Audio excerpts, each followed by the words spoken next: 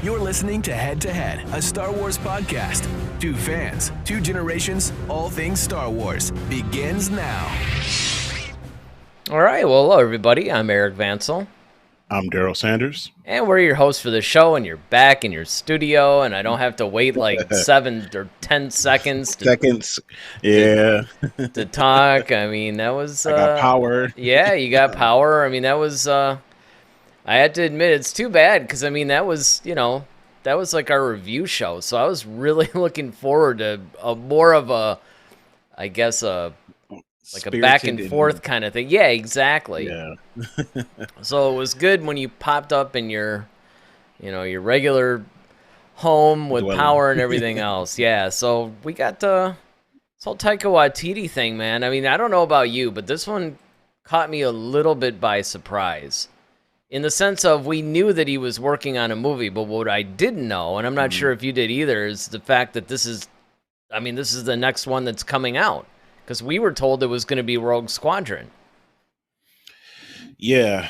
The whole, shifting of things right now in the Star Wars universe has been kind of interesting because, like you said, originally we were getting the Rogue Squadron movie, and then, we're still promised the Rian Johnson trilogy, whatever that is, and then Taika Waititi. We don't know if Kevin Feige's still trying to do something. I mean, there's a lot of different things. So far, Star Wars has taken a break from the silver screen, and it's really kind of been more uh, bite-sized, so to speak, in a lot of television stuff. So, this is interesting because Taika Waititi. I mean, he's been knocking it out of the park with a lot of Marvel movies.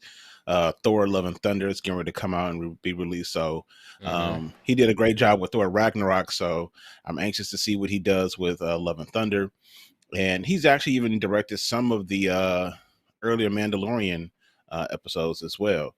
Yeah, so he's no stranger to Star Wars in that sense. Yeah, and he loves it. He loves Star Wars. So I'm really curious to see what he plans to bring. Well, and that's the thing is that, one of the things that he had talked about, and I actually have the article, at my disposal, so I can actually quote from it if necessary, and that's what really the show is about tonight, is not just that he's going to be the one doing the next film. I mean, I guess we could have done an entire show on that, but more importantly, the big thing with him is that he's not going to deal with any of the established characters. He's trying to move his story away from that. It's going to be all new.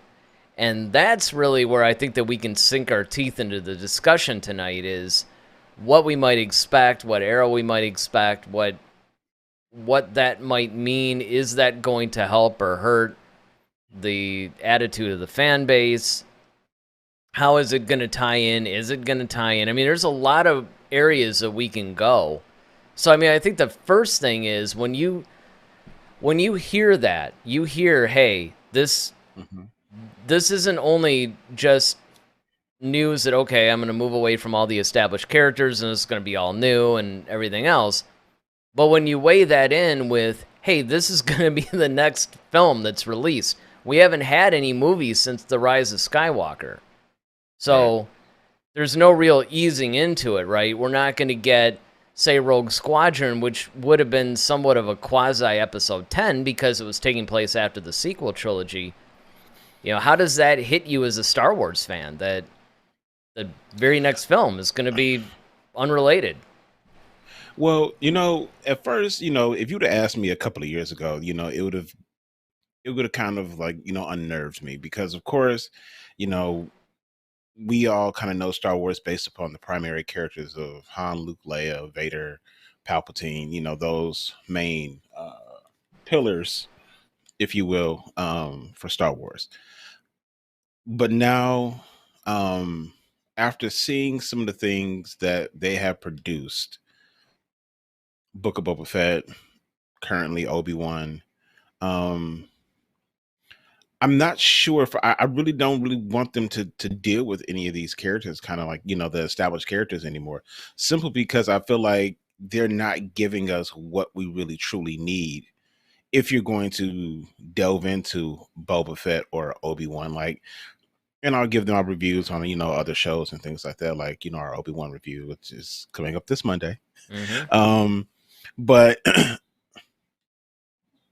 I think that we definitely need to. You're going to eventually have to move to the sky. I mean, away from the Skywalker Saga, because otherwise you're going to limit yourself. And the problem is that you keep, and as we're seeing, you keep getting closer and closer to other events that's already taken place. Some things could, once again, you start um messing up canon, in my opinion. So I think that something fresh, something new needs to come from Star Wars. There are some things that I believe that need to happen for that to be successful, but I think it is time to move past. I mean, they can reference some things, sure, that would be cool, like if they did like a Nala, or they made uh a reference to, like, oh, back when the Empire was around, or they might bring up when Vader's tyranny was going across the galaxy. You can make references, Mm-hmm. but I think we need new characters to fall in love with. We need new stories. We need new adventures, because keep going back to the well is kind of run its course.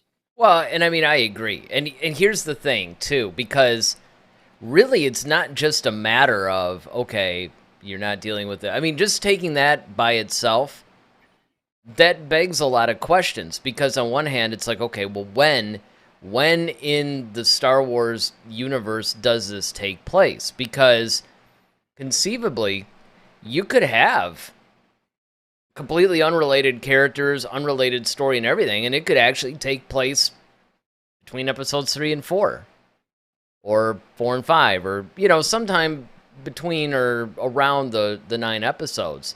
It can come after episode 9. It could come way before. It could be during the High Republic era. For all we know, he's working on a High Republic movie. Although, when he says unrelated characters, from the article, it sounded like he was talking about the classic characters. I don't know if that actually means unrelated, as in, okay, are we going to get something with, Skier and Navar Chris and, all those, like the Hmm. High Republic characters, right? But that's one thing that you have to look at. You have to look at, okay, well, when is it taking place? Then, of course, the other thing is, what exactly is it dealing with, as far as what storyline are you going to go with? And I think that if you start to establish that, you can better figure it out. I mean, I point all the time to the expanded universe novel I, Jedi, which actually took place, I want to say it was after Return of the Jedi. Like, I think it was actually during the time that Heir to the Empire and, all that stuff was taking place. I'd have to double check, because it could have been like a before the Phantom Menace story, but I don't think so. I think it actually took place around the time that Luke was rebuilding the Jedi Order and all that stuff. But it had nothing to do with any of the established characters. It was a completely new story, actually. And it was proof, even at that time, because you have to understand that I, Jedi, I think, came out in the mid to late 90s.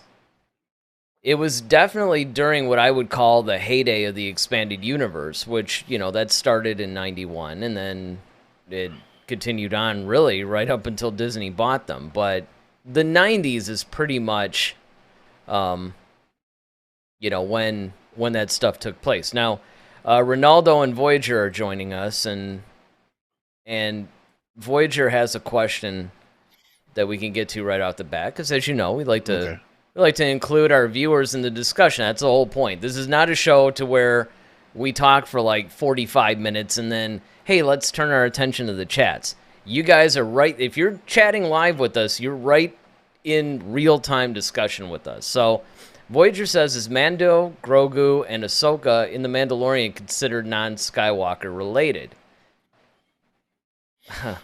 Yes, they're considered Skywalker related. Sure. Simple, because I mean, one, Ahsoka by default, I mean, she's a part of the Skywalker saga.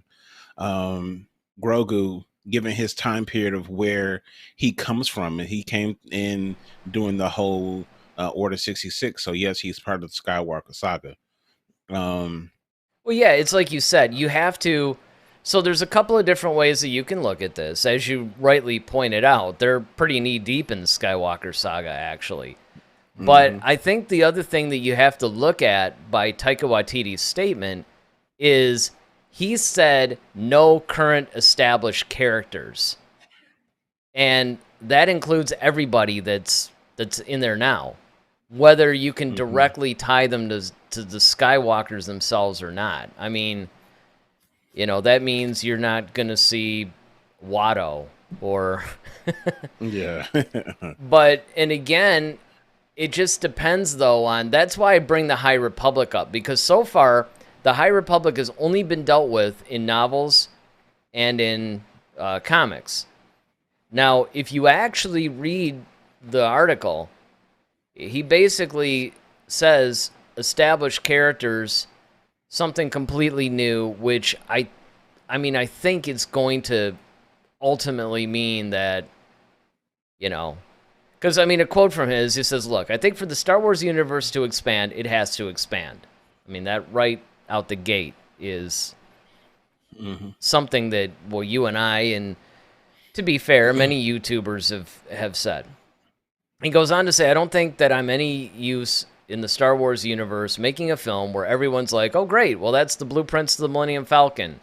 Ah, that's Chewbacca's grandmother. That all stands alone. That's great, though I would like to take something new and create some new characters and just expand the world. Otherwise, it feels like a very small story." So, Yeah. given that, I mean, I would even dare say that the High Republic would be out. Now, that doesn't necessarily mean that it won't take place during that era, and that's what I'm really referencing here is you can have it take place during a particular era. You could even have it taking place within the era of the Skywalker saga. It would just have nothing to do with it, because if you think about it, I mean, that's a really small story. Look at how many worlds and everything else that's going on. I mean, people are living their lives. That would almost be like if you featured a story about, um, you know, the United States government, kind of like a spy thriller, but then just said, okay, that's it. That's everything that's going on Earth. Well, it's not. I mean, there's other countries. There's the governments of other countries. There's people's lives and everywhere. I mean, it's a Mhm. vast thing. You don't have to focus on one thing, and they don't have to do that in Star Wars. Yeah. The only thing is that if you're keeping to Star Wars, there's a. Here's the thing: you have, and we've talked about this before, is that there is a system that you kind of have to follow. There's two aspects of Star Wars, right? You have the war and the lore, right? Hmm. So yes, you can have a Star Wars movie that doesn't feature any Jedi. We proved that with Rogue One. Okay. So that focus on the war aspect of things. Okay, cool. But that war was predicated upon the budding empire. So, and that empire was based off the republic that once was, in power, and it just kind of changed over to the Galactic Empire once Palpatine took that over. And you have the lore of the Jedi who were kind of trying to stop a lot of the stuff from happening and things like that. So if you're going to create a brand new system, especially if you're not dealing with the High Republic, because at that point the Jedi Order is already established. When we get to the Skywalker Saga, once you start getting into the Skywalker Saga, yeah, you have the Jedi Order established as far as the Phantom Menace and Attack of the Clones, Revenge of the Sith, and then by that point it's wiped out. So the whole Jedi Order is pretty much extinct, and then now in A New Hope you just have Luke and Obi-Wan basically, and then of course Obi-Wan ends up, you know, getting killed. So now if you're going to go beyond Rey and Finn, which that's what I would suggest personally. I would Mm-hmm. say because that way you can get away from all of that. But then now you have to figure out like, okay, how are you going to establish these new Jedi? Because you have no one. If you're staying away from the known characters, you have no one to connect you to that lifeline. But I mean, it's like, okay, with Ray, you still had Leia, Luke around. But if you're doing it, and so Ray was kind of the point where you could actually pivot from. She kind of became like she was supposed to be the pivot wheel had they done it right, but they didn't. So if you're getting away from that and you're getting away from all these characters, who's going to ignite the Jedi again? Well, and I know what you're saying because see where they paint themselves into a corner in a way with the Jedi, and Ronaldo has a point that we'll bring in a second. One of the interesting things about that I started thinking about when you were saying all this, because to be honest, before you were talking about all this, it never even really occurred to me, is that after Luke gets established, and of course he defeats Vader, he's restarting the Jedi Order. Mhm. So really, you can't bring in Jedi after Return of the Jedi without some reference to Luke or something. Same thing when you bring up the point, that's what it reminded me of, is with Rey. It's like, okay, well now if you go after episode 9 and the story takes place at some point during that, if you want to use Jedi, somehow it has to connect to Rey. Now, of course, it doesn't mean you have to feature her.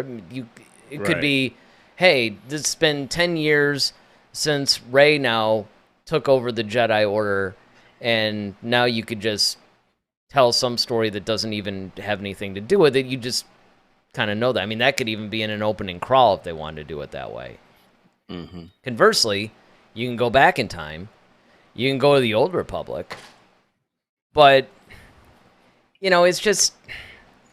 The problem is, you can actually...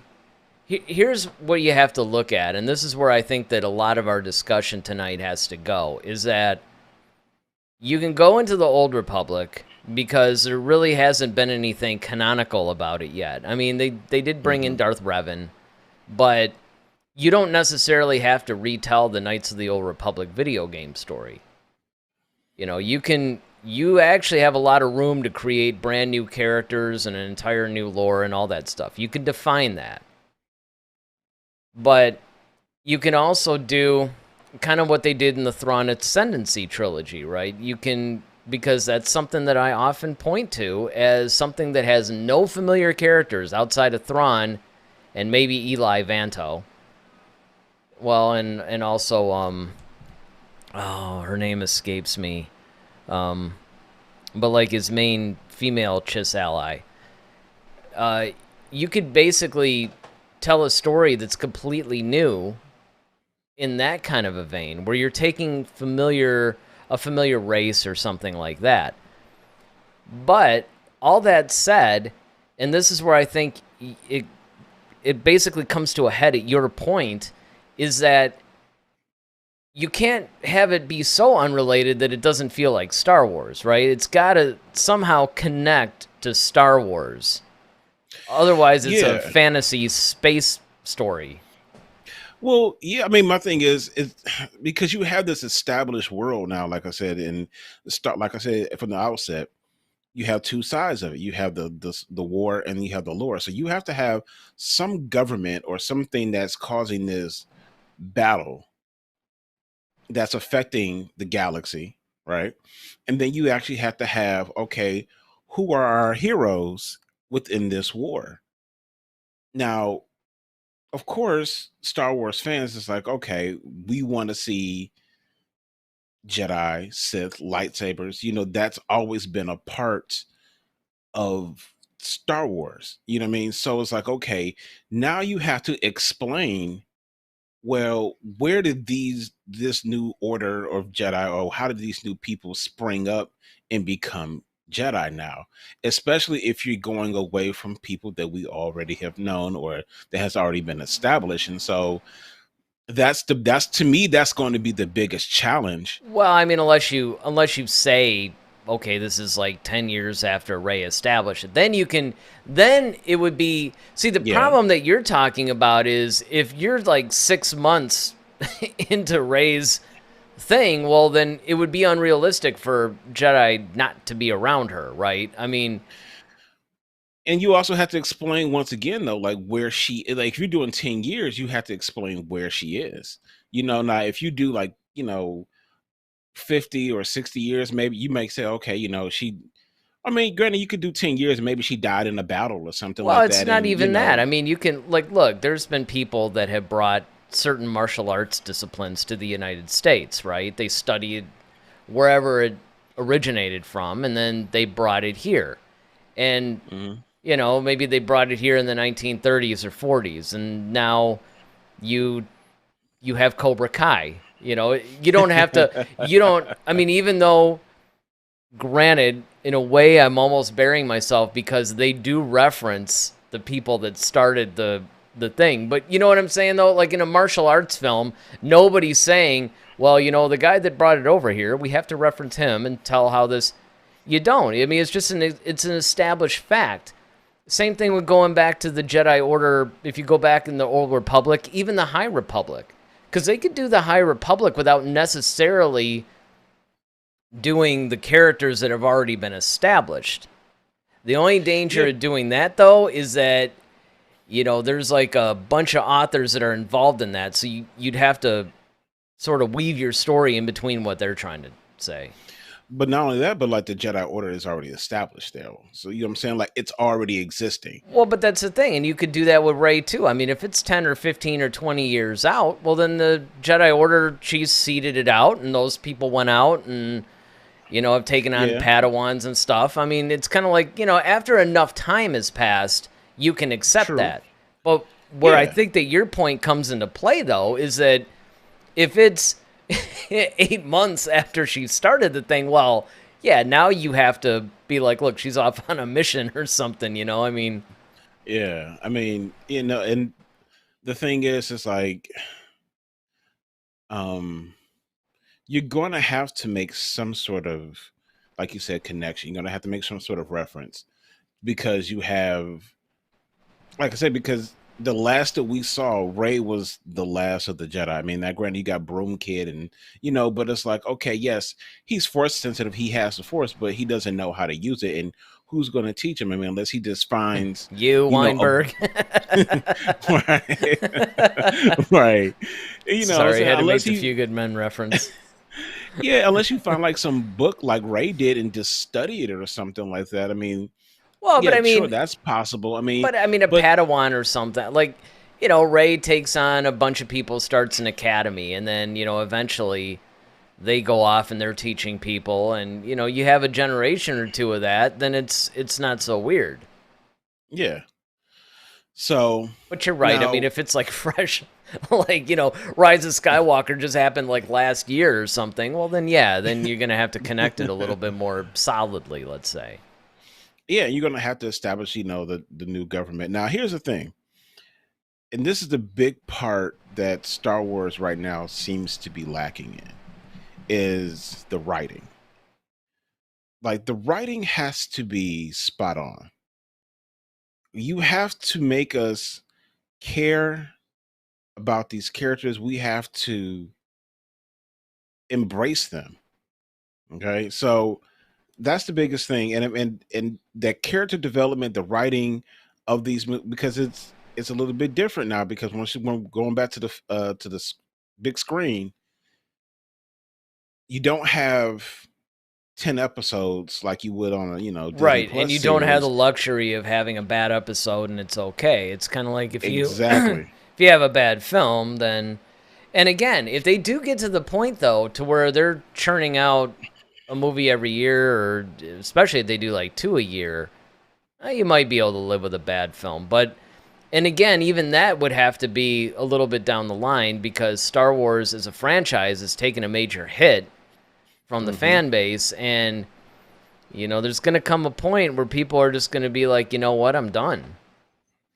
Yeah, I mean, see, And the thing is that, you know, you have to follow the rules and you have to really pay attention to the detail. And that's what it's gonna be the trying thing for Taika, I believe, is just really getting into the minutia and the detail of stuff. Things have to, within the context of Star Wars, make sense. But see, this is where I think his strength lies, because if you look at Ragnarok Mm-hmm. and even the trailers for Love and Thunder, you can see where he respects the lore of Thor. Not trying to make like weird Right. rhymes or anything, but and it does actually sit well with the other Marvel movies, but yet it's very much its own thing, and he does do something radically different from any of them. I mean, it's his movies stick out like a sore thumb, basically. And I mean that in Yeah. a good way, by the way. And I think he Yeah. could do that with Star Wars. Let me before we get like too crazy, let me get to all these chats, 'cause Ronaldo and Voyager have been chatty. Going at it. Yeah. So Ronaldo says maybe he meant the High Republic or Old Republic, but I think he means using a completely created by him era, like 200 years in the future, for example. Now that's a good point too, because Yeah. still, I would still say though that you have to remember that we have 50 years of a franchise here. You know, there's well, almost. Almost. It's like 45. But still, it's a long time. It's decades. And because of that, you could still, even if he goes into a timeline that's unique, right? 300 years before Phantom Menace, but see, you're still referring to it like that. You know, they had that whole like after the Battle of Yavin timeline. You'll always see when they refer to things, oh, well, this is like, 47 years ABY after Battle of Yavin. You know, you're still linking it though. So even if you're going into an era that's not necessarily been exploited, it's still going to be, hey, it's taking place X amount of years before this, after this, in between that. You're still going to be stuck with that. And he goes on to say, Kathleen Kennedy said the movies will take place beyond the sequel era, which means the future. I think he's the movie era, and that is a good point. I do remember her saying that all the films, at least in the near future, are going to do that. And honestly, I'll get your take on this too. That's probably a good move, is do all the filling in the gaps between the episodes of the Skywalker Saga on Disney Plus. Do the TV show thing to let us, give us a young Emperor Palpatine and, how he was trained by Plagueis or something. And then for the movies, keep going beyond. Keep making sequels. Yeah, I mean, I think you have to get, like I say, you have to get away from the Skywalker Saga, because one, it becomes too convoluted and things start getting messy, and unfortunately, a lot of times you start getting sloppy writing. Yeah. I feel like if you come up with something brand new, one, for the fan base, okay, we're establishing a new precedent in Star Wars. So now, like, the slate is clean completely. Now we don't have the crutch of the Skywalker Saga. We can create a new. And from this point, what are the new, if there are any new rules to Star Wars, set them now. Okay, what is it? Can the Force do this, or what can we do with these type of characters, and so on and so forth? But I think that's the world building is going to have to be, it's going to be a very, in my mind, a very tumultuous job, because you got to think about, like, Star Wars was created by one man, and that was George Lucas. No different than Star Trek was like Gene Roddenberry. I know we always have to make our Star Trek reference, so here it is. Yeah, it's So, actually, and what's funny is it's always unintentional. yeah, But it really yeah, you're is. right though. Not a single show goes by that we don't make a Star Trek reference. So there you go. That's it. Yeah, here it is. So when you take things, and that's the thing. It's like, okay, the mind of Gene Roddenberry created Star Trek, and then of course we got the movies, and then eventually the TV series, where he kind of set the pace, and right. So then, unfortunately, he passes, and now you have other people creating Star Trek content. J.J. Abrams, so on and so forth, and now you got all these different shows where you got Picard and everything else, right? So, but they kind of follow the formula. No, actually, they don't, and In a that way, was something. well, I'm just saying in a way. What I mean by that, the formula of like, okay, I can't even. I will shake my head off of my shoulders, because one of the problems, because I'm watching all the shows and hmm following deeply and all that, and one of the big problems that all Star Trek fans, the the running joke about the new Star Trek shows and stuff is like, have any of these people ever seen an episode of Star Trek? Ever? Some of them are good. Like Strange New Worlds is a good show. It's kind of gone back, but even it has problems. And I make this point because the point that you're actually making is strengthened by this, is the fact that the further that you get away from the original creator, the benefit is that you get multiple, um, I guess, perspectives hmm and different stories. So not all the stories become one-dimensional because they're coming from one mind. But, at the same time, there's a quality control issue too. Because, yeah. and I Well, think that you're and right. I think that they have to establish this stuff right out the gate. Don't play with everybody, If you're going to start fresh, start fresh. well, that's what I'm saying. Like, where I was going with it was kind of like, I think, and this is where we've talked about this before, but Filoni, right? He is the heir apparent to George Lucas, and whenever Filoni does stuff, it's good, right? And keeps to the Star. It feels like Star Wars. It looks like Star Wars. I have no doubt that Ahsoka is probably going to be really, really good because number one, Ahsoka is his baby and it's his Mm-hmm. creation, Mm-hmm. and you know he's so rooted in Star Wars, right? I think you need to have, and I mean, I know they've made him kind of like the creative supervisor, I guess, over there, so to speak. But when it comes to the films, though, like in this new direction, it's like you have to keep the Star Wars integrity in the sense of what is it truly about. And yes, you can have all these cool things, but these cool things have to make sense. And what I'm saying is like when I was talking about the whole Star Trek thing, it was like, okay, like you still got stuff like class and planets and stuff like that. Like those are things that are still like, referenced and stuff like that. So it's kind of like you kind of know, what I'm saying, but you can't really just um and I'm trying to figure out a way to really explain it, Well, the but thing that's funny about Star Trek is they changed the name of the Prime Directive. They kind of got away from that. They're trying to tell. I mean, they're really jacking it up. I mean, and this is the problem, especially with the way the world is today, that everybody's trying to reinvent the past now and hmm run it through their little PC social justice warrior lens to purify yeah. it in the woke generation that we have now. And it's basically, the problem is that these franchises are losing their timelessness and their purity because people are shoehorning this wokeness in them. Yeah, it was fun. I was watching And Star Wars is, I mean, it's it's not as falling into that. bad. It's not as bad by any stretch as Star Trek. Star Trek is completely just nauseatingly woke right now. But Hmm. it is running that risk. It is being affected by it. Well, I mean, it's just like, there's a lot of gratuitous things that are done, um, or they have to make these statements, so to Hmm. speak. You know, so I was watching, and it was funny, I was just watching Avengers Endgame, and the big battle at the very end, and it was just that one part where Captain Marvel has the glove, the little Iron Man glove with all the stones in it.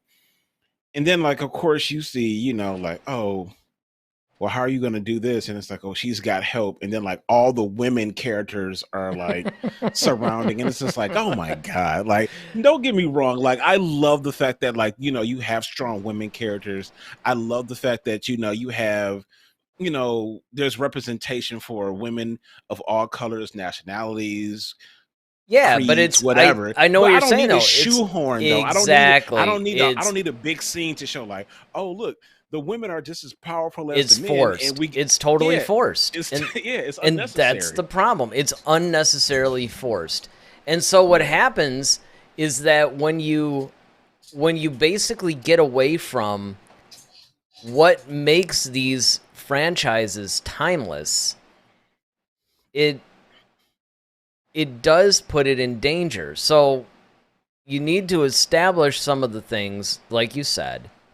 But in addition to that, I think that you just need to get back to basics. Yeah, and keep the reality of things. You know, keep things kind of rooted in reality. You know, and I understand Star Wars is science fantasy. I'm totally with that. So I'm like, okay, yes, I know you can't force choke people, unfortunately. Yes, I know you can't, just pull down ships and, okay, yes, I get that that's the fantasy part. But like the unrealistic aspects of some things are just like, and I'm just give you a preview of my thoughts, but this last episode of Obi-Wan, right? You got Leia basically being like this whole like IT mechanic tech, and she's 10. It's like, no, that Well, doesn't happen. no, and that's the thing. See, and this is what I'm talking about being true to characters. Although, yeah, this is probably a little bit of a preview for Monday, but if that had been Luke, that would have made more sense.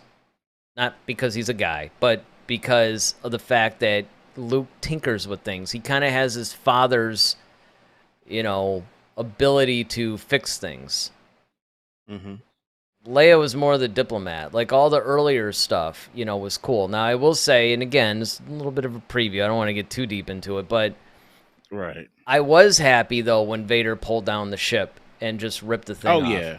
And the reason Yeah, for that is because, and this is one of the things I told Doug, I don't know if he's watching tonight or not, but one of the things that I basically said was, I love the fact that in live action now, they're starting to really bring in the force powers that we've seen because that's the kind of video stuff games. Yeah. video games, comics, novels, whatever it is, Yep. because this is the kind of thing that you would expect force users to do. I mean, if you're powerful enough to do it.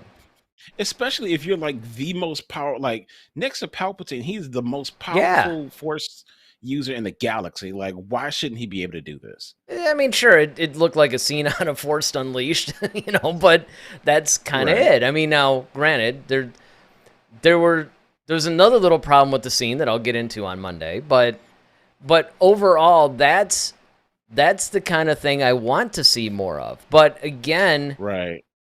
and this is going to steer this back, and then I gotta get to some of these chats, man, because these guys have chatted up a storm, and obviously we're going to discuss every comment, so kind of need to move this along. But here's the thing, and then I'll get back to the chats. Basically, you can tell brand new stories, even say you set it between episodes 4 and 5. It doesn't necessarily have to be like 100 years after episode 9 or 20 years after episode 9.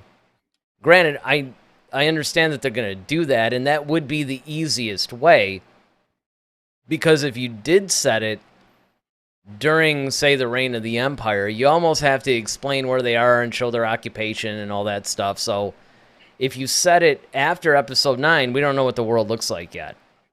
Mm-hmm. The final order or whatever has been destroyed. You can come up with a brand new, you can, who knows? They could do a lot of different stuff. Okay, back to these chats. Sorry, guys. Yes. Ronaldo says, I don't think he's talking about Old Republic, because even if it's new, there's still a minority, a very loud one, that will have big expectations because of the game. And that's actually a good point. Mm-hmm. That's a good point, because if you... And this is where it's the Old Republic is something that I think eventually does need to be made, The problem, though, is that game was so popular and so good, and the story was compelling enough. I don't know where you sit in on it. I mean, I know you haven't really played the game, but I know you're somewhat familiar with the story. Oh yeah. They could almost adapt it, and they would be fine. But it's I guess it depends on the attitude of the filmmaker. I mean, if it were me, I would totally just come in and pitch that to Disney and just say, listen, I think we need to adapt the story. Now, it doesn't have to be a carbon copy of it, right? You can have the overall story arc, and then you can change some details to make it cooler or whatever you want to do. But, and this is another problem that I have with Star Wars too. It's like, if it isn't broke, don't fix it. Mm-hmm. You know, I mean, if you have, I think this is one of the things. Learn what you have learned, as Yoda would say. Well, here's the thing. What Disney should have done was just made movies out of the expanded universe novels. Not the silly, stupid ones, but I mean the really good ones. They were there. The stories were there, and they were popular. You know, why reinvent the wheel? Why try and do all this other stuff when you have, and that's actually, I think that's honestly what started turning fans against Disney, because we, and I include myself in this, we were all seriously invested in these stories. Well, I think everybody's trying to have their, George Lucas moment. You know, every director wants to have that George Lucas moment, and I understand it. Like, who wouldn't? Like, if you're a director, right? Who wouldn't want to have a George Lucas moment, a Martin Scorsese moment, you know, a James Cameron moment? Who wouldn't want to redefine or take something But they didn't. See, the thing that's in common with all those guys, you really want to have a George Lucas, James Cameron, Martin Scorsese moment, come up with something groundbreaking and new. Well, yeah, I know. Don't come to Star Wars. Well, that's my whole point, is that I think that they're trying to kind of like have that with Star Wars, and my thing is, like, Star Wars already exists.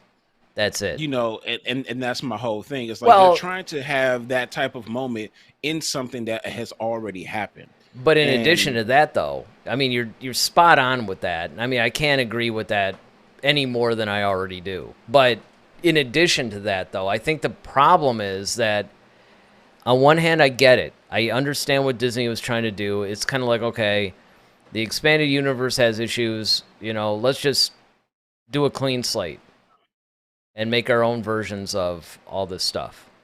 But the funny thing is, Lucas himself came up with treatments for 7, 8, and 9, and they rejected those too. It's, you know, it's... Yeah, he was actually ticked about that, actually. Yeah, he was, because they kind of had a verbal agreement, like, yeah, okay, you know, well, I mean, he pretty much thought those are going to be made, and they weren't. Yeah. And, yeah, I mean, if they had at least gone with the Timothy Zahn stories, that would have made sense, because... And the problem is, and I get sick to death of people bringing this up to me, too. They're like, well, you know, you and some of these other hardcore guys that, you know, read all the books, you know, most of the fans don't do that. I'm like, dude, 90% of those things were, like, on the bestseller list. So don't tell me nobody's reading them. You know, I mean, it's a lot of the Star Wars fan base. I mean, yeah, if you're the ultra-casual person that... you know, still confuses like Chewbacca and Yoda or something, then I'm not talking to you. You know, Right. there's a lot of people that really invested a lot of time and energy into those books, and we're hoping, like, okay, this is proof. Now, again, presumably, they would have just kept writing them as they've... Look, they could make movies out of the new canon books if they want. I'd be happy with that. Yeah, exactly. Give me Bloodline, or, you know. Yep. Of course, you'd have to recast Leia, but still, I mean, either way, why are they wasting all this energy on trying to come up with this stuff when you've got these authors coming out with these fantastic stories that are selling? They're already selling. You have people that are buying these books and singing the praises of these books. Mm-hmm. Why would you go make a subpar film that everybody's going to hate anyway? Well, that's what I'm saying. I think everybody's trying to, and that's what I was going with the whole Martin Scorsese, James Cameron thing. Is like everybody's trying to make their mark within Star Wars. Yeah, Everybody's trying to I know what you're saying. yeah, they're trying to take Star Wars and make it like, okay, I saved Star Wars. I did this for Star Wars, and I did this, and it's like, no, and that's the problem is that you just like you said, you have things that are established. Like you said, go with what works. If you keep running, like I'm gonna use my football analogy, the old Bo Schembechler. Yes, I'm a Michigan fan, but it's just like run the ball. Like, okay, if they can't stop the run, why would you start passing? Well, here's the thing, Just and keep I running agree the with you ball. 100%. Instead of trying to save Star Wars, just make a good film. Make a good Star Wars Exactly. movie. Don't worry It- about saving it. Just make a good Star Wars film. if you do it, it'll save itself. That's Yes. that's the thing. Yeah, exactly. All right, so Voyager says, in Jedi Fallen Order game, there is the planet of Dathomir, and Marin has a unique coven with its own lore and magic, but the thing is, the Empire wiped them out, so it's still legacy.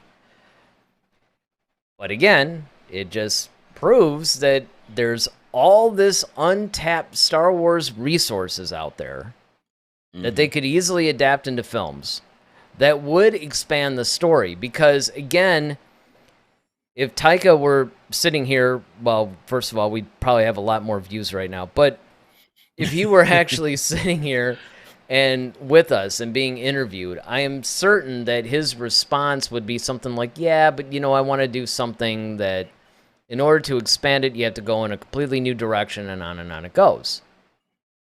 And I'm not debating that. I mean, that's true, but there's also, as you have stated at the beginning of the show, actually, that there's all this really cool lore that they've come up with that's been untapped. And it would expand the universe. I mean, Sure. what Voyager just brings up from the Fallen Order game. Now, granted, it is based on something that's been established, but let's face it, it hasn't been that established. It's a plot point in a game that you can then expand on and bring in a bunch of new characters. And I mean, even look at what they've done with Obi-Wan. I mean, really, if you took Obi-Wan out of it and you just told that story, look at all the new characters they got that you can follow. Mm-hmm. I mean, sure, you got Obi-Wan, you got Vader, you got Leia, you got Bail, you got some of the established characters. And even though it's a connective thread, it's tying episodes 3 and 4 together, it's still new. So imagine what you could do with this more, I don't really want to say obscure, because again, I haven't finished that game, so for all I know, it's like some huge defining moment in the game or whatever. But I mean, Dathomir, we all know about the Dathomir witches. We know about, I mean, they've been established. They were an expanded universe creation that was then brought into Clone Wars and expanded on there, and you could further do it, and it would still be fresh. Mm-hmm. And I think that, and I'll let you weigh in on this, but I think that there's this nasty trend in Star Wars right now, both from the fans and from the people that are actually like Lucasfilm people or prospective directors and stuff. And that is, it's almost like they either have to completely go with the established characters and make an Obi-Wan or a Book of Boba Fett or something, or they have to go completely the other way and just say, no, it's all gonna be new. It's like, well, there is a happy medium here. You can actually take some of these established things and branch off of that, and it would still expand the universe. Well, that's what made the Clone Wars so successful. That's what made Rogue One so successful. Right. That's what, because you told stories within, okay, like there's a Star Wars part, and so you actually got a war film out of Star Wars. And we've always said, like, okay, you can do different genre bases out of Star Wars. So like you said, do a Star Wars horror movie could take, like you said, it could take place during, the era of Episode 5, but it's like it's on a different planet or whatever, but it's like this whole horror thing that's going on and it could be like one of those Jedi who survived Order 66, and he just happens to stumble upon this thing, and he's got to deal with this crazy thing that that's popped up. I mean, yeah, you could totally like write movies and do things like that. But I do believe though, at some point though, even if you told that story, that's great. But eventually you're going to need to now reestablish, like, okay, that's almost like, okay, we had, you know, World War II, the Vietnam War. I just take the Vietnam War, right? So, okay, you can tell stories that's leading up to the Vietnam War. You can tell stories about the Vietnam War as it started. You can tell stories about the Vietnam War as it was going on, and you can tell stories about Vietnam, okay, post the war. Like, okay, what are these people? How are their lives after the war, right? Okay, cool, we've got that. But the world moved on. Like we've had the Gulf Yeah, but War after see, that. We've had I stuff know, after but that. that's not, no. Because look, using that analogy in Star Wars, because you're not just dealing, and I get it, you're comparing it almost to kind of like the war with the Empire and all that stuff. But that's almost like saying you can't make any movie that takes place in the 70s because that's where the Vietnam War took place, and you know, No, it's no, no. What I'm saying is that okay, we've got that. Like, okay, we've got this part, but it's like, okay, there's other things that have happened post Vietnam that you can tell stories about. That's what I'm saying. Like, there's other governments. right, Like, but okay, you don't that necessarily have to president go. wasn't there anymore. Yeah, but I mean, You you don't have know, to go, like, for instance, and I'll give you a couple of different examples. There have been times where they'll make movies in the 70s or 80s or 90s. I mean, how many movies in the 90s where it wasn't like they depicted President Clinton, they depicted a president. Because, mhm. now, granted, it's probably because they were trying to make it timeless, but yes, you had this big overall war.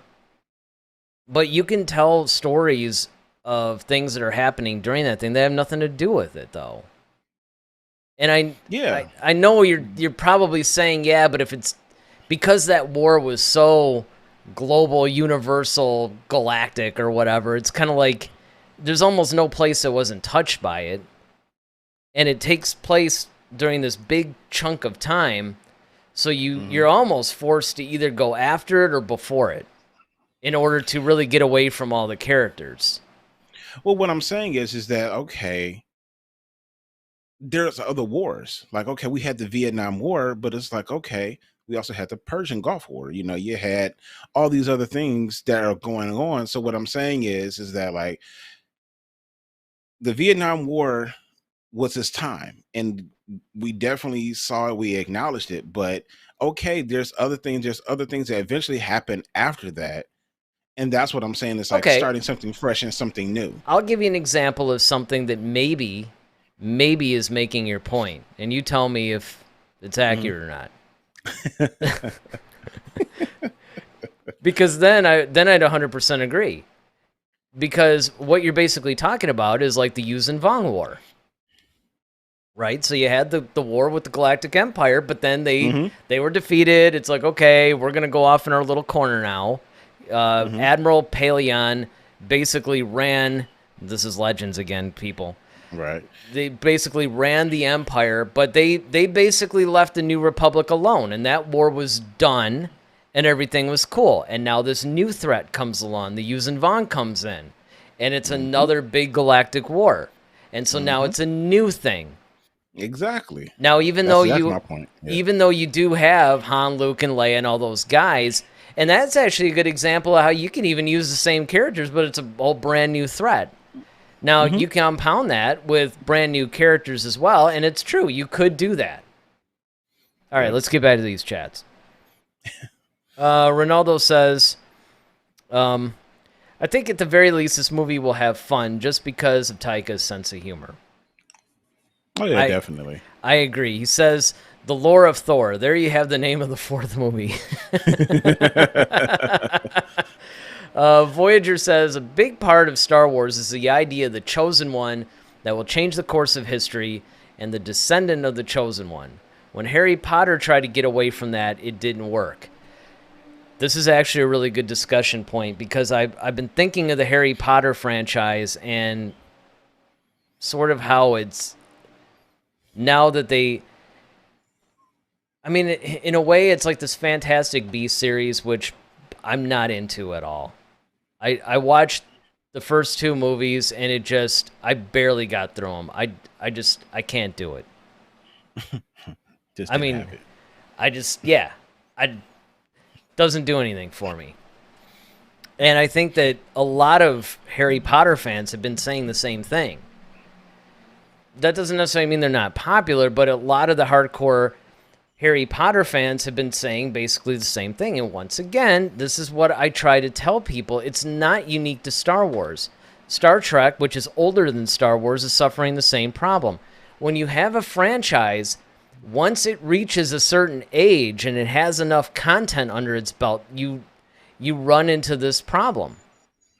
You know, if Star Wars had just stuck to the original trilogy, it would still be on this pedestal that could never be knocked down.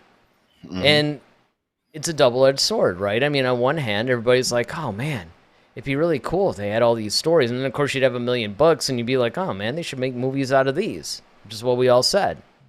Harry Potter, same thing.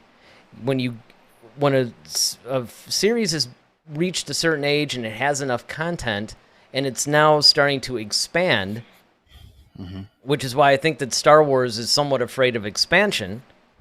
They would rather fill in detail than expand out. It's because, you start to lose it. So, I mean, what do you think the solution is? Well, okay, yes. Things are a little. It's a little iffy because, like, when you look at the original trilogy for what it was, right? Of course, it's the typical hero's journey, right?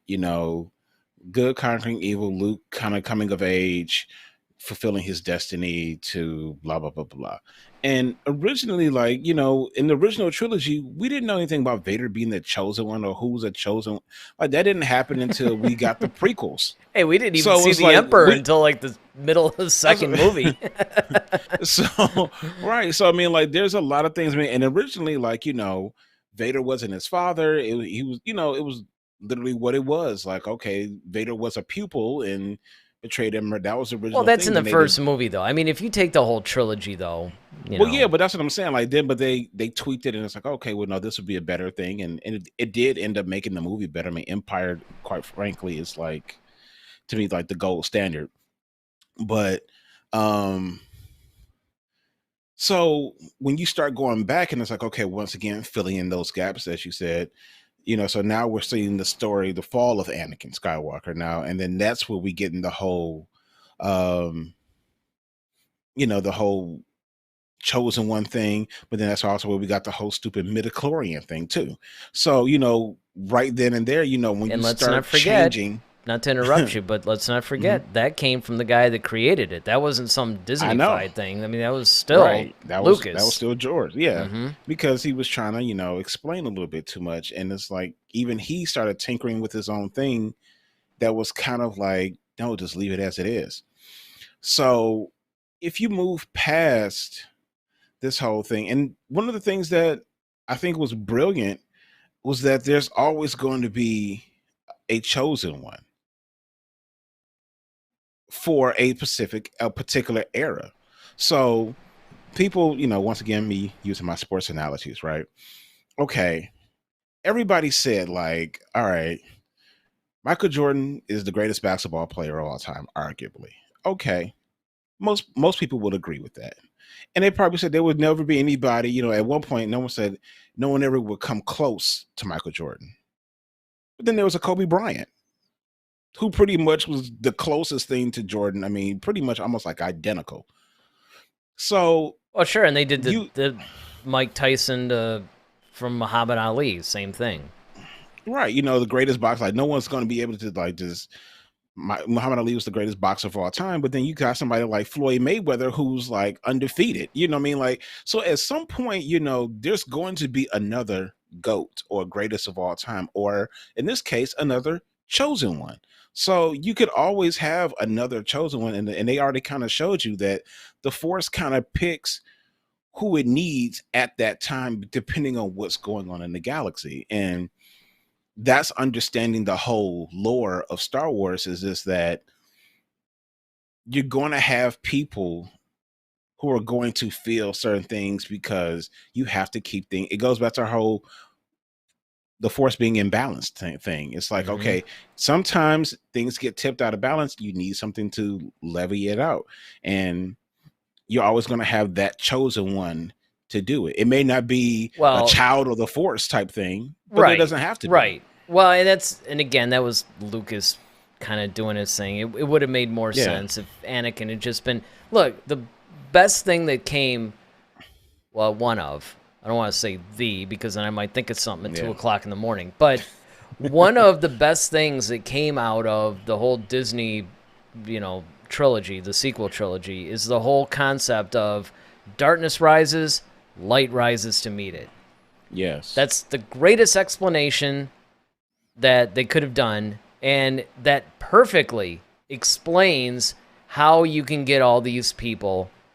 And first you had Anakin, then you had Luke, and yes, they happen to be related, but that's because the Force wanted to redeem Anakin, so the only one that could do it is his son. And then, of course, later on, you get Rey. Rey, of course, and on it goes, and it's in cycles. And, of course, they could go backwards and do the same thing. Now, of course, they wouldn't do that during the High Republic because that is the era of the Jedi. So...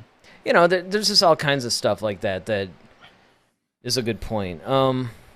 Ronaldo says, maybe the healthiest move for the franchise is to take place, or healthiest movie for the franchise is to take place in 1,000% new era, new characters, new places, all new, zero expectations. Exactly. And I think that's what Taika is talking about, because then now you can set your own parameters or boundaries, but the thing is that now, and that's the only thing I would say, that the only thing I would kind of worry about, though, is who sets the boundaries, who sets the tone for the new. And if it's Taika Waititi, then it's like, is he going to be governing all Star Wars movies from that point on? I don't think so, because remember that Filoni was made creative director of Lucasfilm or something like that. So maybe... and then you do have the story group, and then, of course, Kathleen Kennedy can't just be a studio head. She has to, put her nose in beak into everything that... I mean, sometimes for better or worse, Yeah. But... Definitely. No, you do raise a good point, though, where it's kind of like, okay, well, again, if you do this, then... And again, I think that, and when I mean go back to basics, it's like, look... The reason why Star Wars is so timeless and so amazing, and I'm talking about the original trilogy, particularly A New Hope, is because Lucas just simply combined his influences, which are classic storytellers, combined with classic storytelling techniques, and you're just coming up with a new fable. I mean, a long time ago in a galaxy far, far away is no different than Once Upon a Time. Exactly. It's a classic, timeless thing. And the biggest mistake that Disney is making is what every movie studio right now in our wokeness is making, is they're trying to make statements in these films. And Star Wars isn't meant for that. It's a once upon a time. It's a fairy tale. It's a fantasy.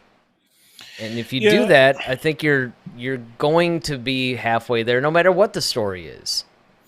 Yeah, and in the words of, I guess, the generation of today, they're doing too much. Yeah, it's like you're trying to do too much, and you're Bruce Lee overthinking said it it best. Yeah, Bruce Lee said it best. Simplicity is the key to brilliance. Exactly. Keep it simple, stupid. We've been saying that for years. Yep. All right. Voyager says, if they go new, they need a new legacy family, because the themes of the Chosen One, the descendants of the Chosen One, adoption, chosen family, separated birth are so important for Star Wars. I don't know about that, because again, I go back to the Thrawn Ascendancy trilogy. It has none of that. And yet, it feels very much like Star Wars, not because Thrawn's in it. Oh, Aralani. That's the name of the... Just hit me. But, yeah, I mean, Star Wars is basically hero's journey mixed with some other classic fairy tales type stuff. It's a good versus evil thing. Certainly you could do the Chosen One thing, because that is another classic thing, right? I mean, how many fantasy things have been about that, where you have the unkillable? I mean, even the King Arthur thing is kind of like that, Yeah, I would right? say King Arthur. So I would say Sword in the Stone. You Sure. got the Lion King. You got, I mean, like it's the heroes. I mean, like everything that you could possibly think of. I mean, it's Aladdin. You know, I mean, it's just it's just like it's overrun with it. I mean, like everybody wants. It's the heroes, like the coming of age. Well, that's where Voyager has a point, though, right? It's like if you just, I mean, you could do the same story with a different family, a different legacy, a different, you could just do that, and obviously that would make it feel like Star Wars. That's one of the things that I thought was really brilliant about what they did with The Last Jedi, actually, when they had Kylo being tempted by the light side. That was kind of a cool flip things around. Yeah, I mean, I think that a lot of yes, you do have those beats in Star Wars, definitely, as far as the whole family thing. And I think whether it's a biological family like Luke, Leia, Vader, or an adoptive family like Ezra, Hera, yeah, like the Ghost Crew, the Ghost Crew. That's more of an a adoptive great family. point. Yeah, no, that's a great point. So yeah, I think you're always going to have those family elements, and you're always going to have a team of people that's. I mean, you even saw it in Rogue One. Sure, you had Baze, you had Chirrut, you had Bodhi Rook, you had so all these people kind of formed. You had, of course, Cassian Andor, and what I'm saying. So you had all these people that kind of formed an alliance, a bond, or whatever you want to call it, the mini family or ragtag okay. This group. is going to be a really this is going to be. I'm just warning you now. It's going to be a really weird analogy. It's just warning everybody now. Brace yourselves. But it's kind of like the Texas Chainsaw Massacre. I mean, wow. Well, I didn't see that. Okay, Didn't see this one coming. That's what I'm saying. I'm telling you now. I'm rolling with it. I'm rolling with it. If you hear me out, you'll understand. But one of the elements that you have to have in a Texas Chainsaw Massacre movie is a weird cannibalistic family. You had the Sawyers. You had, I forgot what the name of the other ones were. This is even true in the remakes, right? They kind of had that same thing where the Leatherface character was kind of the sort of, like really mentally slow and disturbed, and he was kind of just like the simple one, right? Taking orders and all that stuff. And then you always had the mastermind, whether it was the cook or even in The Next Generation, which was a very strange entry into the series, where Matthew McConaughey was more the leader. But he was a different kind of guy. But the point is, even though you had differences in each of the families, you still had more like the patriarch. You had, the Leatherface character that was common to all of them. You had some common threads. And every time that you tell a Texas Chainsaw story, you have to have these certain elements in it, or it's not going to feel like a Texas Chainsaw story. Again, I realize the bizarre nature of bringing this up to make an illustration about Star Wars, but, I mean, it's kind of the same type of deal, right? There's certain ingredients that you have to have. Now, beyond what we just talked about, which was the typical fantasy hero's journey, that kind of classic storytelling, which is your framework.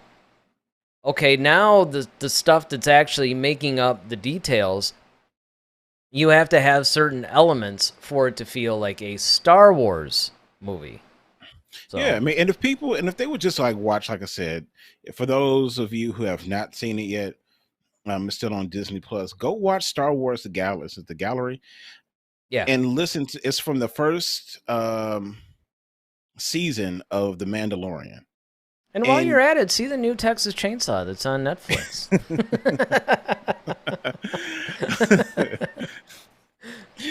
but Eric. Anyway, I know, I so, just completely and your point just went right out the window on that one. but no, like if you watch the gallery, right, Yeah. and you listen to Dave Filoni really explain, And only 'cause he Dave does Filoni. it right. He really masterfully explains what Star Wars truly is at its core. Yeah. And if people just really just latch onto that, They should and have that on a build off of USB that- drive, just playing on loop throughout all of Lucasfilm's offices. Yeah. I mean, you know, if they really just follow that, yeah, they've got it. I mean, like you you wouldn't said, have you know, any it's- problems. You'd be 80% there. It's just pick the right Yeah. director at that point. Mhm. Ronaldo says, I really hope Taika can pull this off. We have to learn now that just because creators made good Star Wars once, Favreau, Deborah Chow, Robert Rodriguez, doesn't mean they'll always do it. True. Well, that same could be said for Lucas, right? Mm-hmm. Same guy that made the original trilogy made the prequels. Just saying. Indeed. Let's see. He goes on to say, the thing with Star Trek, oh boy, this is really, we're dealing with Star Trek more here, is that it needed to change to survive. None of my friends want to get into old Trek because it looks too old and boring for them. Here's the thing, though. You can have all the glitz and all this stuff and still keep the feeling of old Trek and the story and all that stuff. The problem with Star Trek, and keep in mind that the people that are complaining about Star Trek are the actual fans.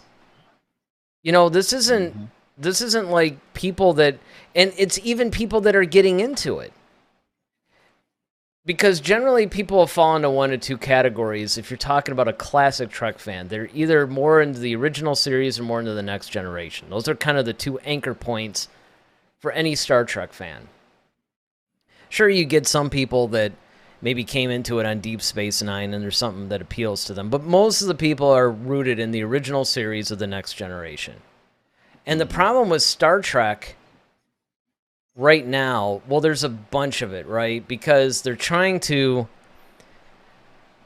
in a lot of ways, it parallels Star Wars, and that's the reason why I keep bringing it up too, is that they're trying to frame it around the classic series. Like, for instance, Strange New Worlds, which for the most part is actually a good show, but it's kind of stupid in a lot of ways too. So they're basically telling the story, if you remember the original series pilot where they had Captain Pike and Spock was the first officer and all that stuff. Well, actually, I think it was like the second episode or something, and the cage, I think it was. And basically what they've done is they've gone back because they reintroduced Captain Pike in Discovery, because Star Trek Discovery takes place before the original series, in spite of the incredible technology, right?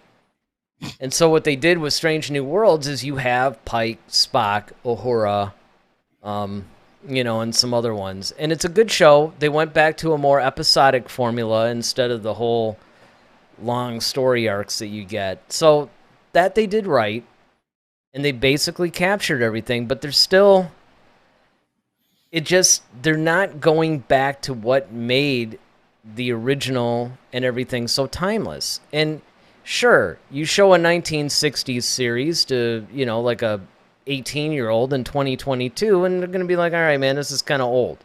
They may or may not give it a chance.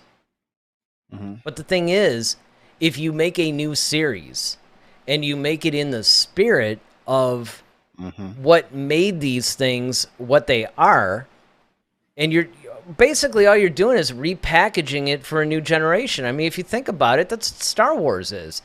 It's the old fairy tales set in space. Well, yeah, right. Yeah, pretty much. But that's true. No, that's true, because that's really what it is. And that was the one, I was just talking about that with one of my other coworkers and friends, where you had to do what JJ did for The Force Awakens, because you're basically reintroducing the whole thing to a new generation. So you're telling the familiar beats and everything like that. That's how storytelling works.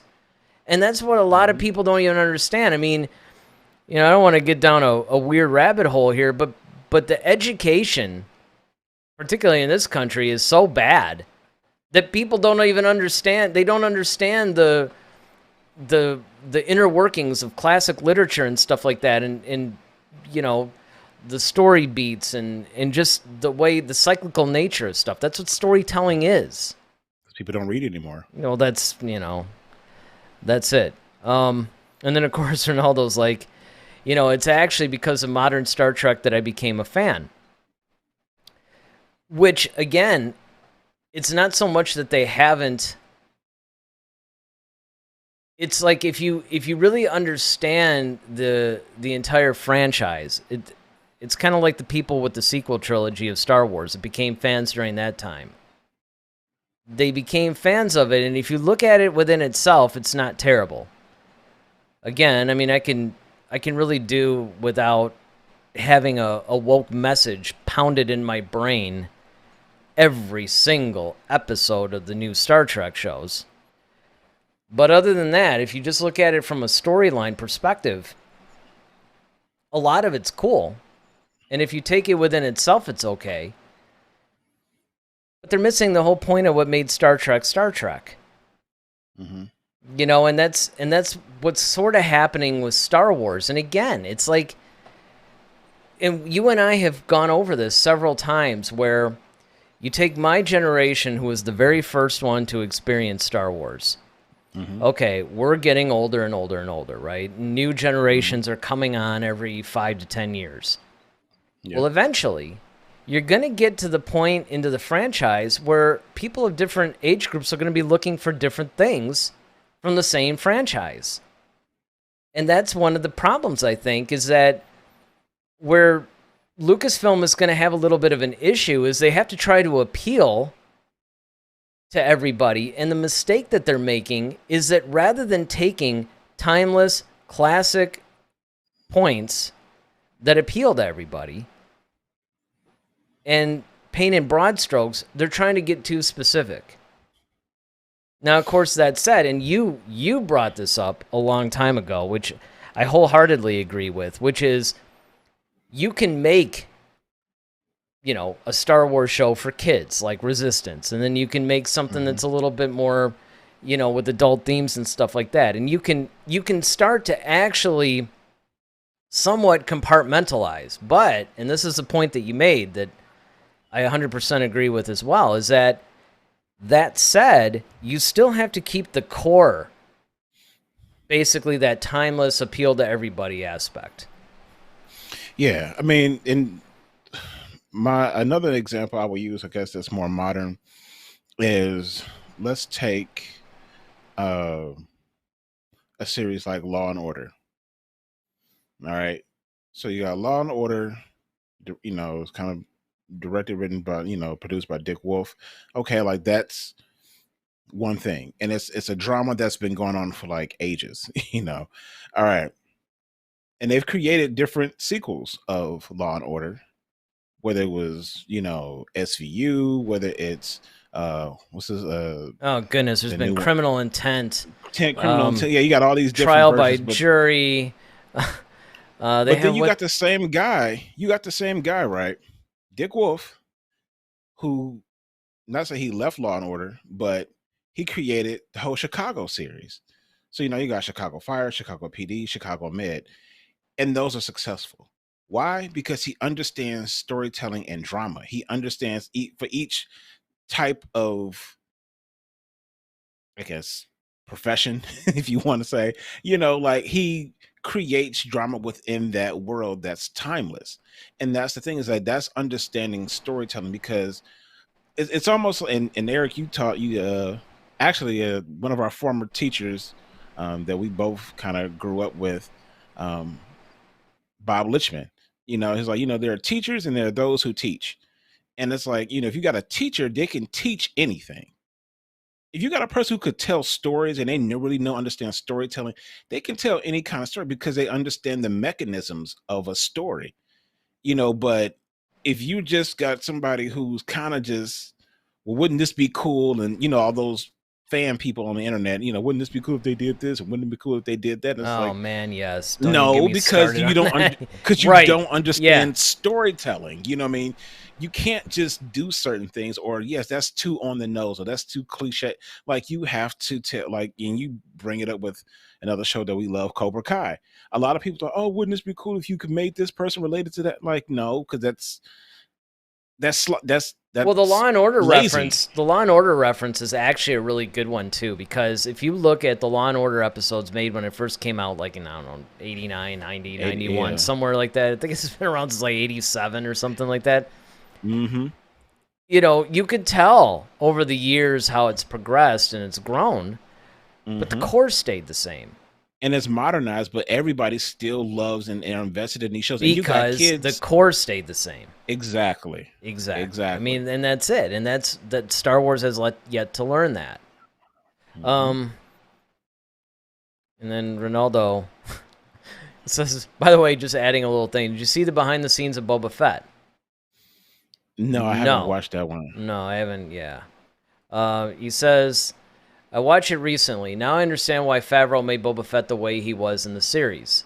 I don't agree with the decision, but I get it now. Well, I guess it looks like I better check that out then. Yeah. He says, back to the topic, though. I think it will be set in the future. If they make Old Republic, I have zero doubts there will be some controversy. And, well, they will use High Republic now. Yeah, I mean, the problem is that, again, it's... Well, first of all, it's kind of funny when you bring up the Boba Fett thing, because Tamira Morrison's been making his rounds, and he's been actually telling Favreau and Filoni that he wants Boba Fett to be the way he was. He wants him to go back to the way he was when we first introduced him. Which, in a way, if he was even the way he was in The Mandalorian, I thought that was... I mean, he was brutal, and he was every bit the Boba Fett that we would have expected. It's only the book of Boba Fett that was a little different. And so now I'm curious. Now I got to go back and watch that, because I'm really curious to see what the explanation is.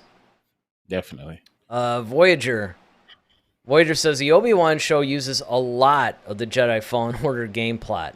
I think that was an example of going with what works, but they need to do more of that. And again, yeah, I agree. Now, people like us, we can spot all the little Fallen Order stuff. Because, I mean, and one of the things about Obi-Wan, and I'll probably bring this up on Monday, is that Obi-Wan really does have a television budget. When they created The Mandalorian, they said it's going to be a TV show with a movie budget. And that's what it was. And it showed.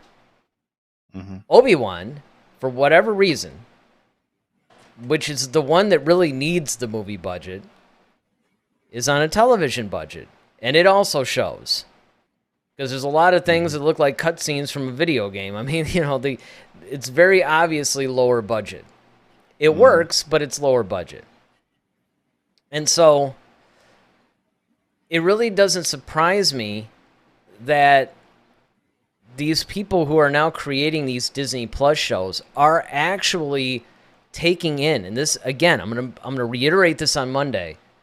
I am so happy that they're starting to bring elements from the novels, from the video games, from the comics into this stuff, because one of the problems I always had with the way Star Wars has been up until recently is that everything's been compartmentalized. You had the films, you had the books, you had the comics. I mean, even between the books and the comics, there was compartmentalization. And it's getting less like that. You're seeing books and things like that referenced in television and basically in the novels and the comics and all that. You're seeing basically like this whole cross-generational type thing going. And crossover type stuff is really huge right now in Star Wars. So that's really cool. Oh, what else does Ronaldo say? I think they are trying to make good content, but it doesn't always work. Maybe the story sounds good, but when they see it on film or TV, it doesn't work the way they wanted it to. He's like, sorry, hope I didn't spoil anything from the game. You're good, man. I don't know. At this point, I don't even know if I'm ever going to finish it. And by the way, with Jedi Fallen Order, I actually had one of my friends when I was on my church bowling league, actually. That was when the game first came out, and he was like, "Oh yeah, man, they're dealing with all this canon stuff on it," and I was like, "Really?" So he started telling me like the whole story and everything in it. So you haven't spoiled anything. Oh no, he says, "Am I the only one in this beautiful planet that loves the Fantastic Beasts movies?" You're the only one in the stream.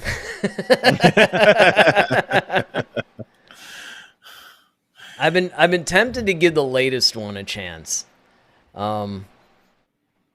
Now Ronaldo brings up a really good point that I was actually going to bring up at the time we were discussing this. He says it also happened with the Lord of the Rings, with the Hobbit movies. That was another example that I was going to give. Is that the Hobbit movies have a very different... I mean, you can tell that it's the same universe, but it's a very different feel. And I think the reason why they weren't as successful is because of that, because it was kind of a different vibe. Although I love the Hobbit movies, it was almost like when they came out on Blu-ray or whatever, I wasn't in as much of a hurry to get them like I was the Lord of the Rings movies, though. And he goes on to say, and it's kind of happening right now with the MCU in Phase 4 because they're trying a new thing. And you know what? I just saw the Doctor Strange movie last night. It was all right, but it was just okay. Mm-hmm. You know, well, I mean, a lot of people even talking about the MCU. Like, you know, if you go back and look at the first Iron Man movie, you know, just how it was more realistic. It was more, you know, that vibe, and so you kind of felt the imminence of danger. Whereas, you know, the longer it went on, it became a little bit more goofier and. You know, it kind of like reality, but I mean, it's a superhero movie, so of course you kind of have to give that. But well, with the comics, you know, there's a way to do it more organically or more make it a little bit more realistic. And I think the storytelling has just gone down. Yeah, and that's the biggest thing is the storytelling, and that's the core of anything. You know, when it comes to anything, whether it's television, whether it's film, it has to start with the story. And if the story isn't good, if you're not paying attention to the details to make it to suck people in, to really make people believe or be invested in it, it's gonna falter and fail because people are more cognizant of it now. Mm-hmm. And that's what made Top Gun Maverick so good.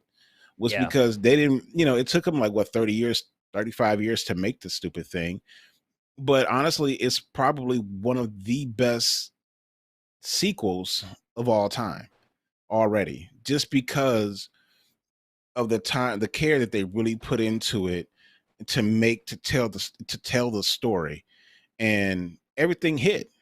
Like, I don't think there was like one miss, no pun intended, but I think there was really one miss really in that movie. Because everything was just like you felt it all. Yeah. So Ronaldo goes on saying, George is going to make Leia the chosen one in his sequel ideas. Can you imagine how Twitter would have reacted to that? Yeah. Well, and the thing is, again, that would have made sense, and it's too bad that Carrie Fisher passed. Well, I mean, I don't want to sound callous, like, if only she could have just hung on to make this movie and then dropped. I mean, I'm not really saying that. I mean, it's tragic that a human being, had this heart attack and passed away. That notwithstanding, it really is too bad that they couldn't realize the full vision they had with Leia. Now, granted, they could have recasted her, but they decided not to do it. If they move forward with stuff, and Kathleen Kennedy's already backtracking, saying, well, okay, I know I said that we weren't going to recast characters, but yeah, we're going to recast characters. And that's fine. I mean, I think now people could accept that.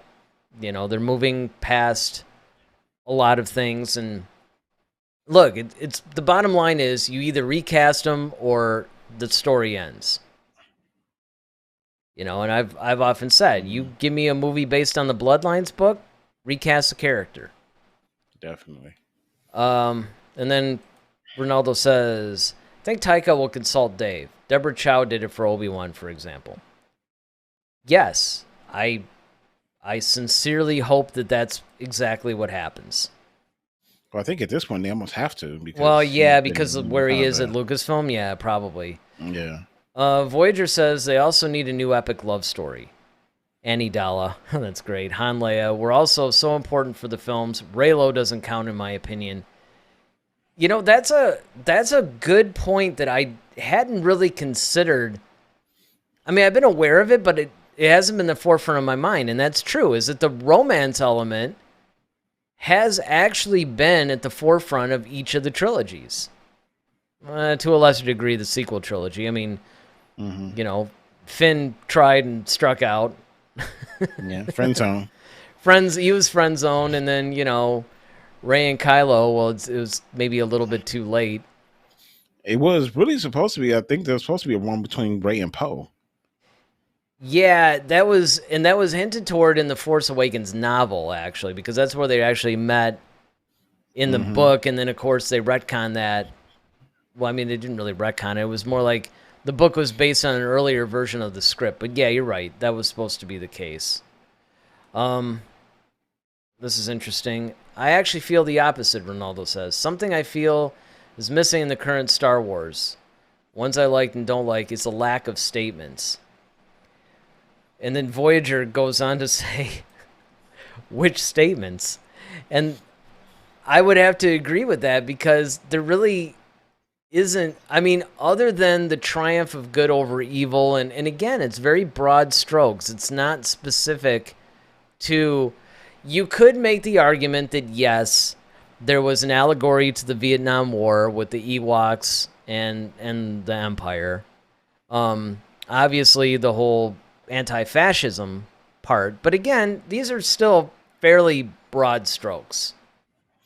You know, it's not taking current social issues, even of the time, and putting them in.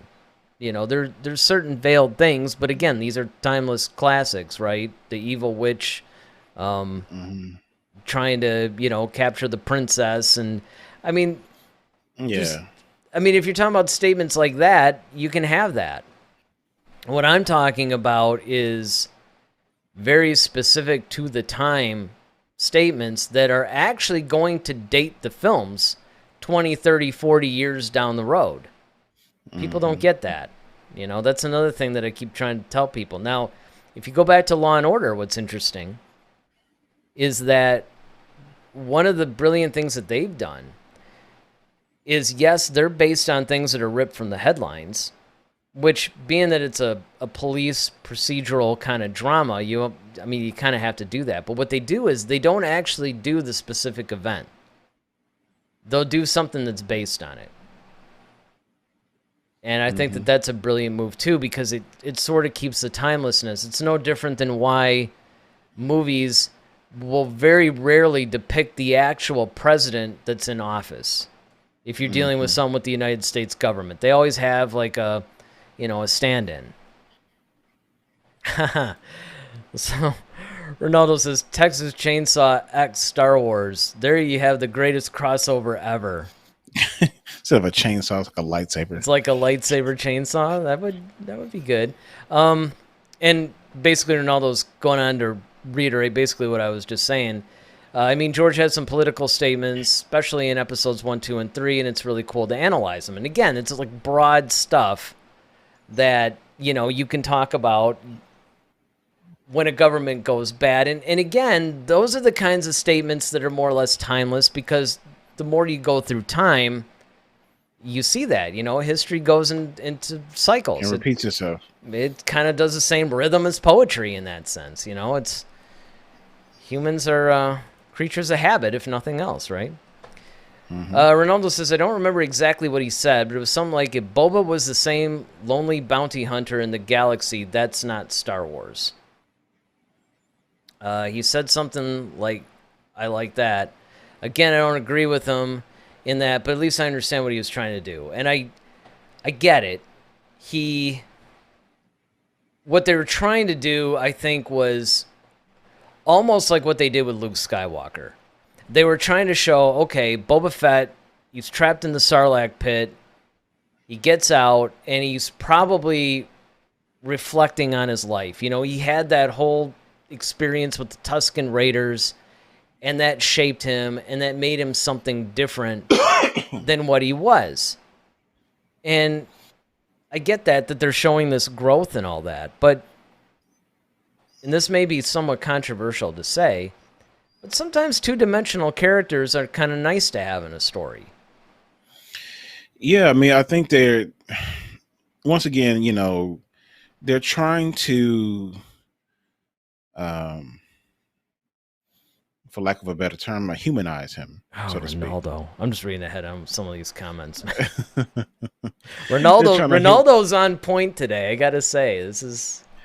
They're trying to humanize Boba Fett and make him more cuddly and more but like you said, sometimes you just need that. He's just a butt kicker. You know what I mean? It's almost kind of like trying to explain why Michael Myers does what he does. Like, no, that's the terror of Michael Myers is the fact that... Well, and again, I mean, not to get off on another franchise like what we do on Star Trek and sometimes Cobra Kai, but yes, when they tried to do the whole Thorn cult thing, and don't get me wrong, I love Halloween's 4, 5, and 6. I absolutely love the producer's cut of 6. I think it's amazing. It's one of my favorite ones. That said, the more you try to explain him, the less effective he is. Mm-hmm. The reason why the original Halloween is so highly regarded is because you don't know what his motive is. And that makes him scarier. Yeah. He's just this unrelenting force. No more, no less. And that's what I said when you hear Dr. Loomis explain that, just listening to his depiction of Michael Myers, like he's a soulless, like when I look that into whole his eyes, that whole speech is like one of the greatest dissertations in film history. Absolutely. Yeah, man. Hands down.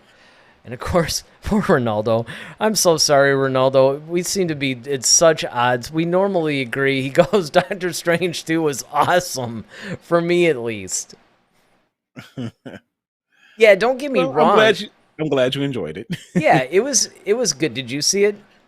No, not yet. I'm waiting for it to come to Disney Plus, honestly. Yeah, which it's happening in a couple of days, isn't it?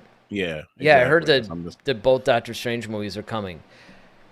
But the first Doctor Strange movie is actually one of my favorite Marvel movies, period.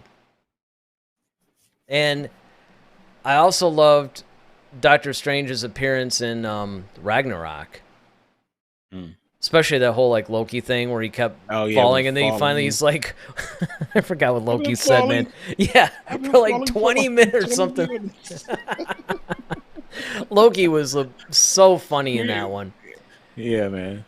And I mean, because actually the plot of Doctor Strange 2 followed some of the comics, like America Chavez and stuff like that. That's like a total comic book thing, and it was cool.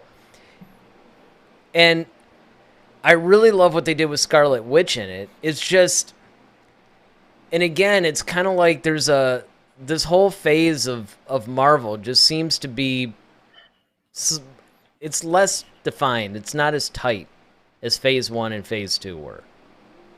And this is where Voyager was kind of like, no, Ronaldo. I mean, this is great. I mean, this is what I was laughing at earlier. Ronaldo says, you forgot one romantic couple, Luke and Leia. Oh. And then he says, and this is so bad, he goes, that's a classic Skywalker love story. Ronaldo. Oh. Ronaldo. Probably gonna get strikes on that one. Yeah, well, I really think it's strange because speaking of that whole scene, right? You have a thing to where first Lucas's intent was that Vader was going to be the one that killed Anakin, and pretty much is what Obi-Wan said in Episode 4. It was not a certain point of view. That was just the truth, right? Mm-hmm. And then sometime before the making of Return of the Jedi, he decided to make Leia his sister. So it is interesting on how that's gone through stages. And of course you have that whole, thing, which I thought was great too, because hey, if you don't know that that's your brother or whatever, you would do that, right? I mean, and of course, I'll never forget, like, every time that when we were seeing the marathon and that scene came, and everybody in the theater's like, oh, and just like, it's horrible. Yeah, because we all know now. To me, that was like one of the best Star Wars moments ever, because like everybody just got no. And especially Luke's reaction, he's all like, and you're just like, dude, and when he was giving that whole speech, like, when it's like, Leia's your twin sister, when he's like, Leia, and, that was when Obi-Wan kind of finished his whole thing, right? I mean, you got to wonder if Luke was going like, oh, man. The thoughts I've had. Yeah, right. You think a princess and a guy like me? Well, I mean, it's just like, at one point he had to think that Leia was hot at one, because like, he did. Remember in the New Hope, he's all proud about it. Yeah, he was kind of like, hey, you think a princess and oh no, it was Han that did that. No, that was Han. But still, but I remember he looked at, he was like, man, she's gorgeous, or she's beautiful, or something like that. Yeah, it's just all... I mean, that's nice to say of your sister, but. Oh, and then, of course, Ronaldo's like, Luke felt like a true champion in that scene. Yeah, he's probably rethinking that now. Hey, maybe that's why he exiled himself on Ahch-To. It's just like, listen, man, I can't get her out of my head. No, that's why he went off on Vader so strong. He's like, I tried to take my woman from me. Oh, the thing was like, so you have a sister, and whoa. It starts like sensing Luke's feelings. Yeah. That's if twisted. An arbitrator you're a sick man. Yeah, exactly. It's like, ooh, that's dark. Yeah. But yeah, hopefully that this movie is cool. I have to say that in the hands of Taika Waititi, I'm cautiously optimistic. Yeah. I'm basically at that point now where I'm cautiously optimistic. I need to know a little bit more about when and where it's taking place, and a little bit about the plot. That's all I need. And then I can hang on to that. Yeah, I was just going to say to echo you, like, yeah, that's true. But my other thing is just the execution. Like, that's the biggest that's true too. flaw I've seen, is that the execution of certain things, and does it take me out of it? I want to believe, I want to be immersed in it, and I don't want to have to be like, well, why didn't they just do, okay, this is stupid. You know what I mean? Like, I don't want to have those thoughts while I'm trying to enjoy this movie. I just really want to simply really enjoy it for what it is. Oh, this is actually a good point too. Ronaldo says, and it doesn't help that Leia said she always knew they were brother and sister. Remember, she said, somehow I always knew. I've always known. And probably when she kissed him. Kind of like, yeah, it's kind of like kissing my brother. Yeah, this Leia didn't have any strong feelings. She wasn't trying to go back to that well. She went over to Han. Well, and again, echoing your sentiments about the whole thing too. I agree that there's been a lot of proof that in the past they've had a good story, and it's been messed up, even by Lucas himself. I mean, let's face it. In the prequel trilogy, yeah, good stories. And Ronaldo says that maybe we'll see some of the story part of this movie at D23, and I guess we'll just have to stay tuned. But if you haven't already done so, which some of you guys have. I see that we got some likes over there. But don't forget to hit that like button, because it does help the channel. It helps us to grow. And, of course, it helps us to bring Star Wars to you like we do twice a week, every Monday and Friday at 8. A week from tonight might have to be a pre-recorded one. We'll see. But hopefully, either way, it'll still premiere. We'll still be able to chat. You know, we could probably jump in the chats with you. We'll just have to see. But Monday, we get to review episode 5 of Obi-Wan. If you missed any of our other reviews, we got the reviews of all the other episodes. You know, just check the channel out. We have an Obi-Wan playlist. Go ahead and catch up with episodes 1 through 4, and then make sure that you guys watch us on Monday night at 8 when we review episode 5. We gave you a little bit of a preview, but, you know, there's definitely a lot that we can talk about. So, again, hit that like button, hit the subscribe button, and we'll see you guys Monday night at 8. And with that, I'm Eric Vansel. I'm Daryl Sanders. May the Force be with you. Always. Head to Head, a Star Wars podcast. Be sure to follow us on Twitter @HeadToHeadSW. Submit your questions for our next show. Visit our official website at headtoheadswpodcast.com. Until next time, may the Force be with you, always.